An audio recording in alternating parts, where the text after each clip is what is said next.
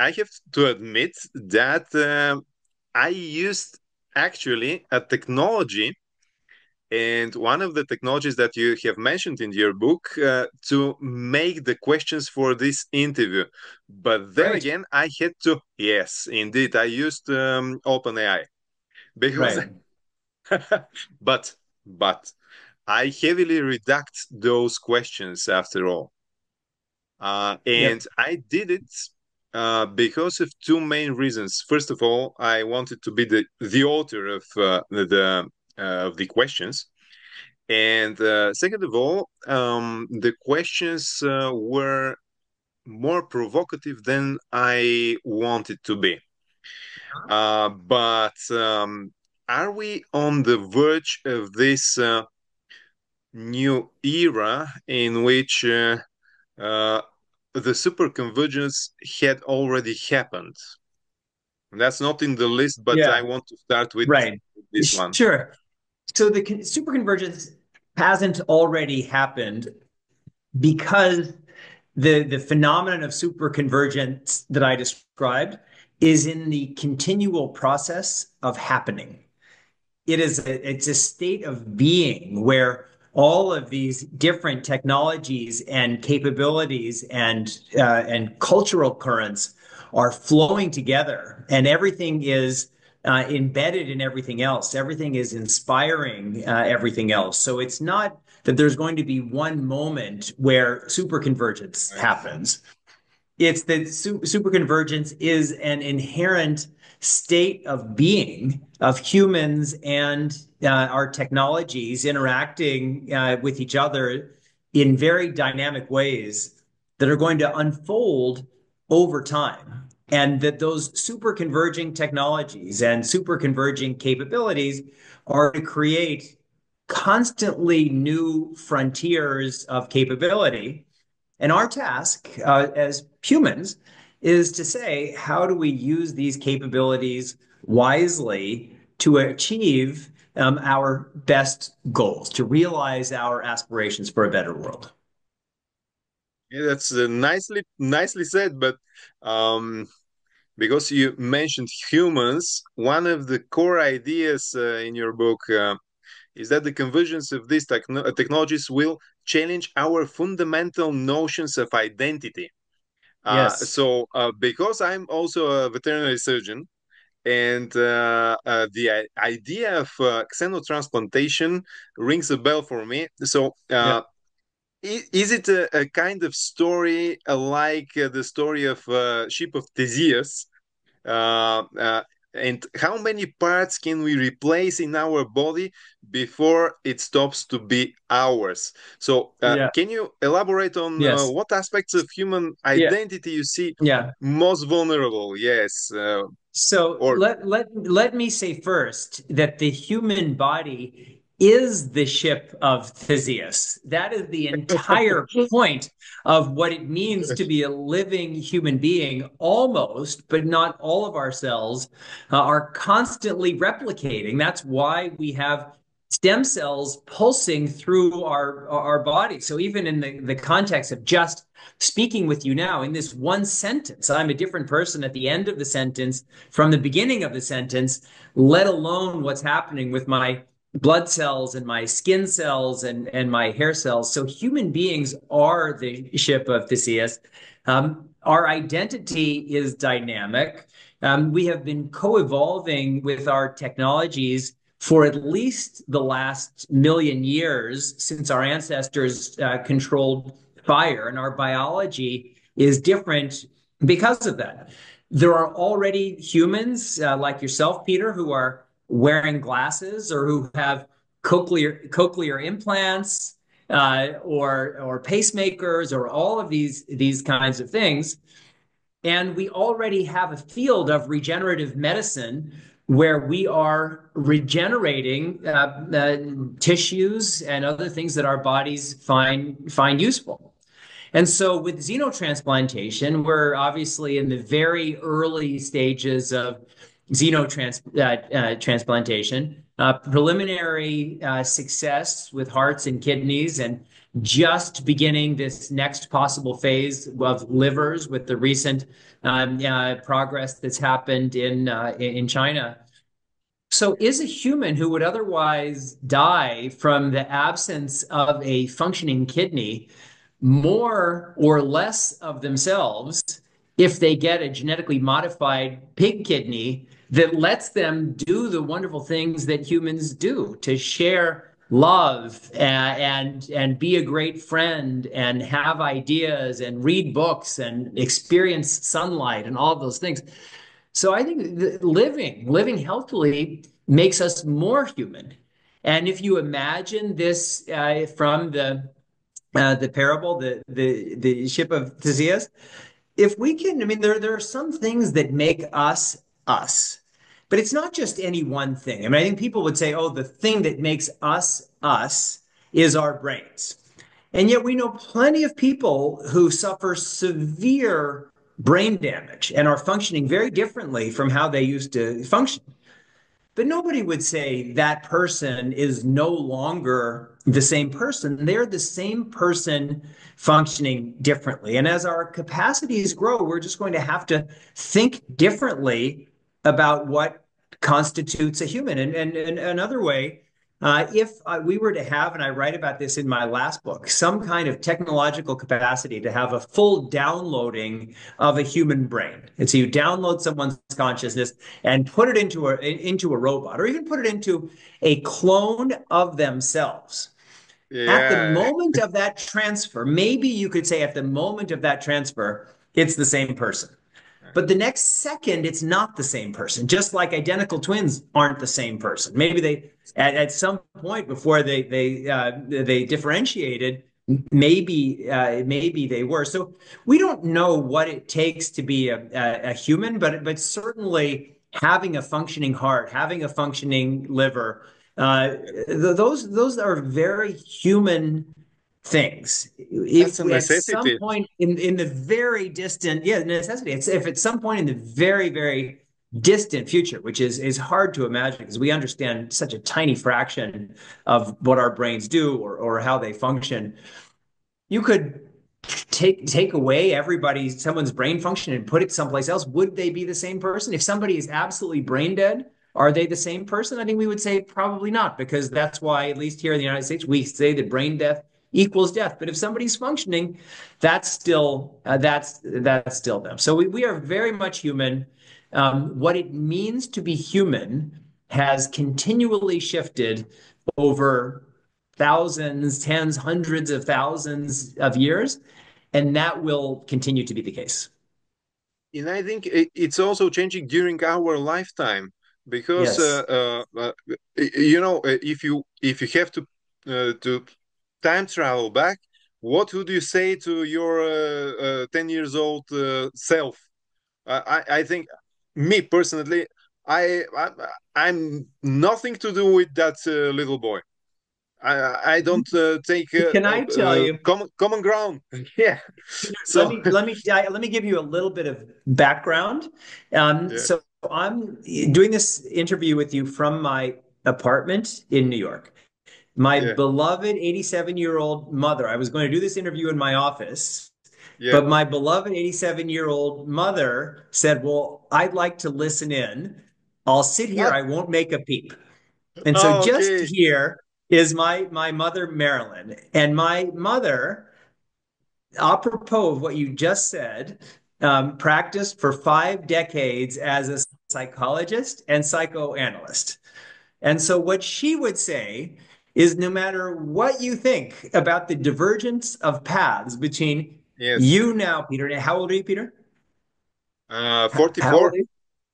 You at 44. 44, Peter, and you when you are 10, there is a whole lot of you at 10 in you at 44, just like our biologies. We think that we are individuals, and in many ways we are, but we are carrying this biological Yeah. inheritance of 3.8 Yes. billion years, and we're carrying a cultural inheritance that is is probably a little less long, but it's certainly our cultural inheritance is millions of years of cultural inheritance. So how we think about individuality is a massive over exaggeration. That humans have source code. As a matter of fact, there was a short film made based on a short story that I read. It was actually called Source Code in a story that is, so we have our source code. And the question is, what do we do with it? And so we are always changing. And as I said in my answer to your first question, that change is inherent in the nature of being alive. And so we're always changing, we're always morphing. Darwin called that process random mutation and natural selection, but that doesn't show up on an individual level. On an individual level, we're all just trying to navigate the world around us with the best capabilities that we have. And most people aren't thinking about, well, where do these capabilities come from? And some of them are innate, and some of them are familial, and some of them are coming from all sorts of different places. And since you, yes, of course, and that's a beautiful analogy because we're navigating being a ship of Theseus. Yes, okay. But humans have always been a ship of Theseus. It was a fiction that we have told ourselves for convenience that we are these fixed things. Human biology is inherently unstable. That's why it has evolved and progressed over nearly 4 billion years. Because you mentioned your mother, and my regards to her. My mother actually is 86-year-old, and she just gave me a call. Yes, she was on a performance, I don't know, with her friends, so she's safe back home.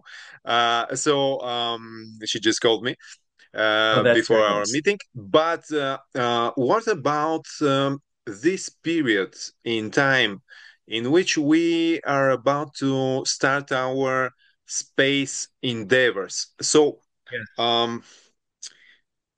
are we prepared for ex utero development? Because it's kind of possible. And I have read, because that's in my scientific field of interest, I have read several articles about that with a lot of experiments, not only with mouses, also with lambs, and they were kind of successful. So we can possibly recreate in the future decades a full cycle of development with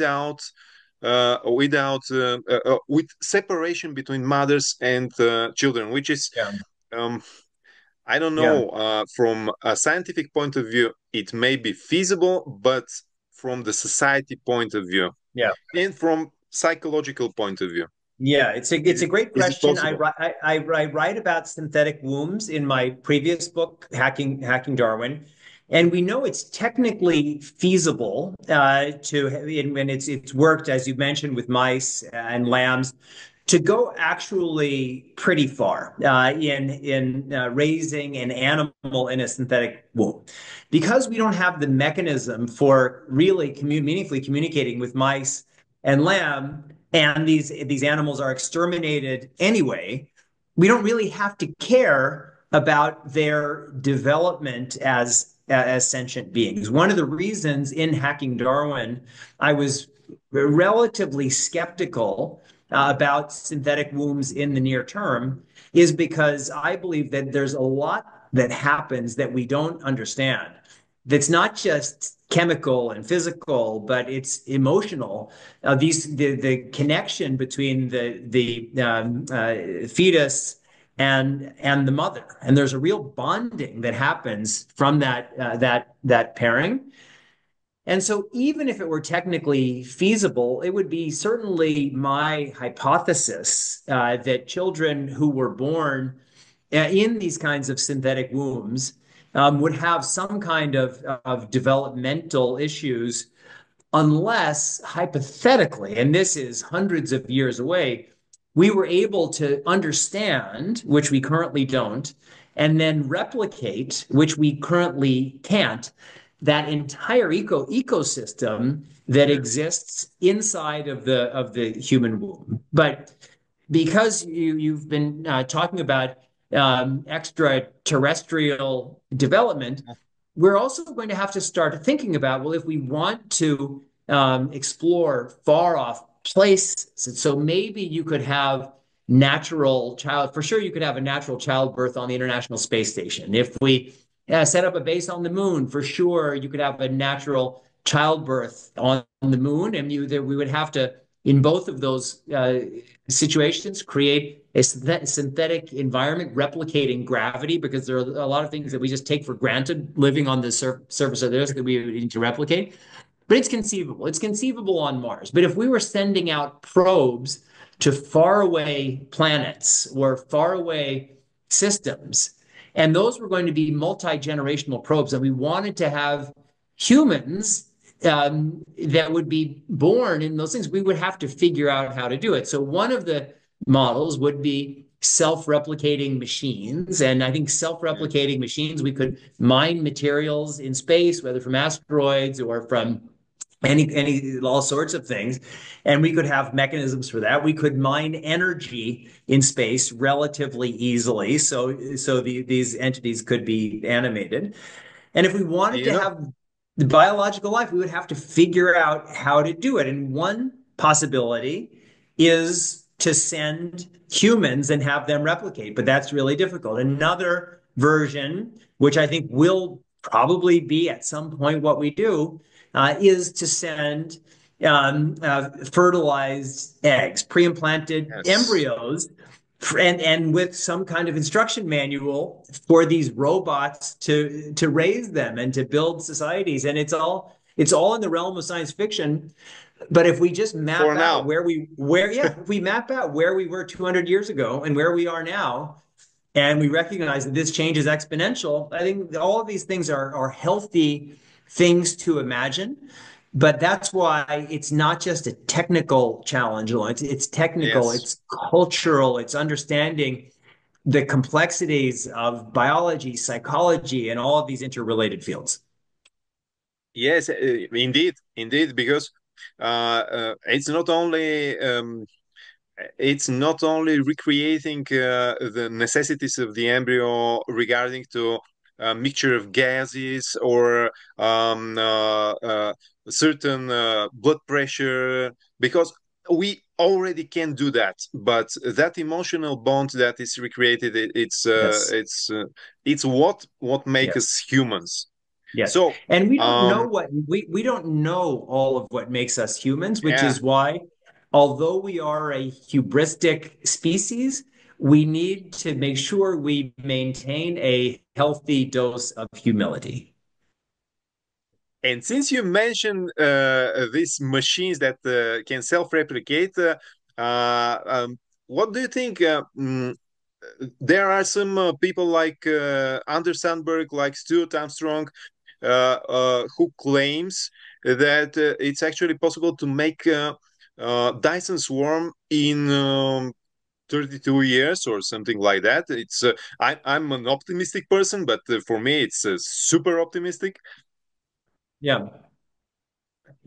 So I mean, I'm open to all of these things. I write science fiction, so I'm open to it. And it seems like if we are going to send out probes, sending out swarming probes in a whole lot of different directions, probably with a whole lot of diversity of operating systems, would make sense.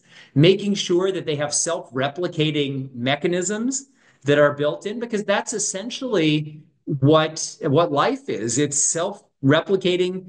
It's electrified self-replicating code wrapped in a membrane. That's what life is. So conceivably, we could do that inorganically.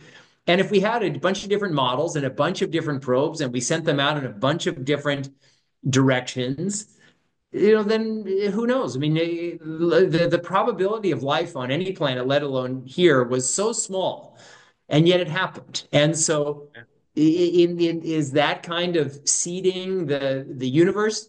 Is it possible for us? I think it's possible. Will it work? We don't know, but that doesn't mean we shouldn't try.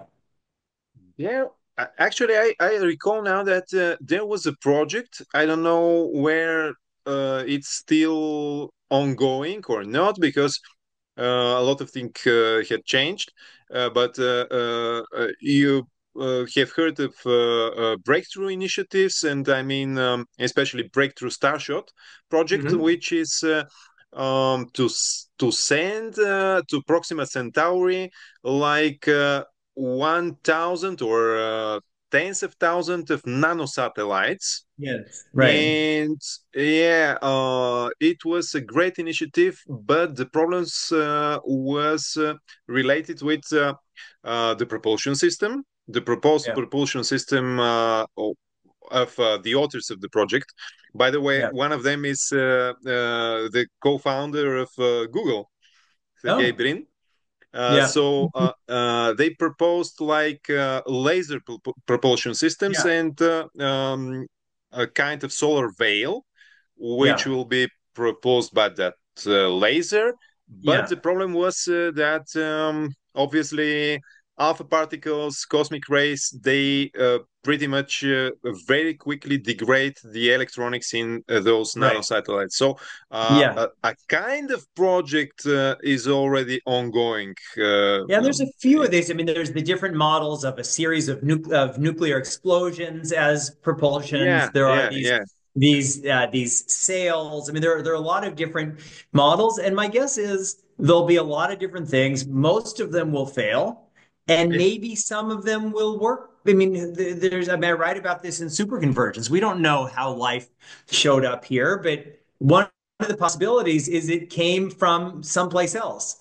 And that possibility, I mean, it could be that that the amino acids that are the component parts of life just came here on asteroids from someplace else. So there are Totally biological possible. analogs for all of these technological ideas that we can consider. Totally possible. So, because we are speaking about superconvergence, one Yeah. of the great threats is AI. And Threats and I opportunities. imagine, yes, and opportunities, of course. I Yeah. imagine a future in which I'm no longer professor of developmental biology, and in front of the student stands, for instance, Charles Darwin or Ernst Haeckel, who taught them classes of developmental biology. And by the Yeah. way, I stumbled on the news that BBC actually harnessed AI to create writing classes given by Agatha Christie. Right. So, do you think that it's a problem, or do you think it's an opportunity? For instance, for me, it will be more spare time to We're not concentrate more. on. Yeah, I don't think you're going to have more spare time because Charles Darwin is teaching your class. But if Charles Darwin is teaching your class, it means that your value added as a professor is going to have to change. It's not that everybody does nothing. It's that we need to constantly improve our game, and we need to say, what's my greatest value add as whatever it is that I'm doing. And so, I have this, actually last week I was giving a talk and somebody said, what would happen if just before you went on stage to give your talk, somebody else stepped to the stage and they gave your exact talk just before you went on? And I said, that would be the greatest day of my life because I have 100 talks behind this one. And then I could say, you've already heard this talk that I was going to give, and this frees me now to do those other things. So for you as a professor, there are many different things that you do. The worst thing that you could possibly do would be to be a second rate machine for your students. If there's anything that a machine can do better than you, your job is to facilitate a process so the machine can do that thing. And then to ask yourself, as a human, educating other humans, what is my greatest human value add? So it's not like you're going to go and play golf or Minecraft or anything like that. Is that everybody, everything that we do, and I speak a lot to companies about this, it's how do we make sure our humans are functioning as the best possible humans, performing essentially human tasks. If humans are doing tasks that machines do better, then those humans are functioning as second-rate machines. We don't need humans to be second-rate machines. We need humans to be first-rate humans. And the definition of what that is constantly changing. Exactly. And one of the, let's say, built-in properties in our human mind, it's probably the religion and the religious perspectives. By the way, congratulations on the The new Pope. American Pope. I think Yes, the American people are Pope. not going to like the accent. The Pope is supposed to talk funny. If the Pope doesn't talk funny, nobody will trust him. Yes. By the way, no, he looks fine to me, but Yeah. it's out of our scope. But what are the religious perspectives related with AI technologies? We Yeah. Now we can build videos or images more easily, and you know what I mean. We saw probable Pope that emerged in the press, and I'm not going to say the name of that Pope, but you understand who I meant. Yeah. So, what is the role here? No, What is it's confirmed. The new American Pope is confirmed, at least yeah. according to the New York Times. Yeah. So No, no, no, no. no. So I meant that. I meant that meme that President Trump made. yeah, yeah, Yeah, yeah.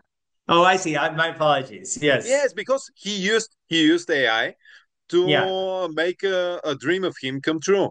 Why not? Yeah. Yeah. Yeah. Yeah, no, no, people are suckers. They see something on AI and they believe that a person is walking on water. I'm just kidding.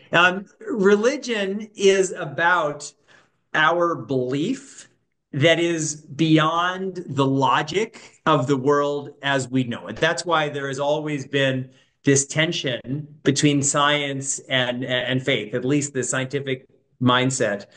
I've written an editorial on the future of faith in the age of artificial intelligence. But actually, I hope you'll translate it into Bulgarian. It's on Project Syndicate. Um, and I'm lecturing this summer on this exact topic. And humans, we have our belief systems, we have our mythologies, and these are in many ways, when they're used well, very wonderful systems. They represent collective wisdom that has accrued certainly over tens of thousands of years, if not longer, in our social community. And so the technologies may be new, but the values that we need to deploy to wisely guide our use of those technologies is in many cases very old. And so there is a role for traditional values. There is a role for wisdom. There is a role for faith and our religious traditions. And the best of our traditions are always engaged in dialogue with technologies, and even the traditions that appear to be most at odds with technology are themselves technology based. I mean, most of our religions, Islam, Christianity, are based on the technology of writing. I mean, writing is a very aggressive technology. Other than animism, our faith traditions are based in many ways on the technologies of agriculture. And so we don't really think about the technological mediation in our ancient religious beliefs, but they're all there. So there has to be a role. The Italian futurists 100 years ago, they came up with this idea that humans needed to be completely reinvented like machines. And it was not at all coincidental that that idea morphed into fascism, because that is an inherently fascist idea. That humans, we are part of a continuous flow of history. That's what our cultures are. That's what our biologies are. That's what our technologies are. Our technologies aren't coming from nowhere. our cultural evolution is embedded in our technologies. That's why the source code for our computers is the ones and zeros of the binary computer code, which are our Hindu Arabic numbers. And the computer languages are Latin, actually Phoenician letters. So the ancient is embedded in the modern. And so, but having said that, the technologies, societies are continually adapting, and faith traditions need to continually adapt. I lectured at the Vatican, and then they asked me to write a piece for the Vatican Journal, which I did. And I talked about that. And I talked about how I believe the Vatican is behind the times and thinking about gene therapies and stem cell treatments and research and all these kinds of things. And I pointed out all of the things where the Catholic Church had said something that now we think of as horrendous and wrong, whether justifications for slavery or colonialism or all these other things. And then it changed because people came together and they thought about it. So we need to find ways of, there are some things that will just, because of evolutionary pressures, some things just cease to exist. And that's just, but for a lot of things, and the things that we value, the name of the game is thoughtful integration. Yes, and on that scene of geopolitical tensions, you put it very right that what we need is cooperation and I don't know, in biology it's called mutualism, because at some point we have to understand that it's better for us as a species and to embrace that strategy maybe. So because we have less than 10 minutes, unfortunately, on my Zoom account. So if there is one key message or call to action you hope your readers take from Swrъхконвергенция, which is actually a super book. I liked it very much. I can say it honestly. What would that be, and why it's so urgent now? Yeah. So I'll say that one thing in three parts. Our super converging technologies are accelerating technological and societal change in ways that have the potential to be incredibly wonderful across many fields and incredibly terrible if we get it wrong. The difference between the most positive stories we can imagine and the most negative stories that we can imagine is how we manage these technologies. And while we may have fantasies that some magical government or the United Nations alone are going to establish frameworks for doing exactly that, those are fantasies. The key word is governance. And governance isn't just what governments do, it's what everybody does. And that's why at the end of the book, I have this pyramid. And the base of the pyramid is the individual education, engagement, empowerment. That's why I write books in a way that regular people can read and understand them. But if that's all that happens, that's not enough. So communities need to come together. Corporations and other organizations need to think about, well, what are our values and how can they be realized? And that needs to happen on the national level. And countries need to share best practices with each other. And the international and the global, because what we're experiencing now is a societal, even a species-wide transformation. It's going to touch all of our lives in deeply intimate ways, and making sure we realize this best potential is all of our responsibilities.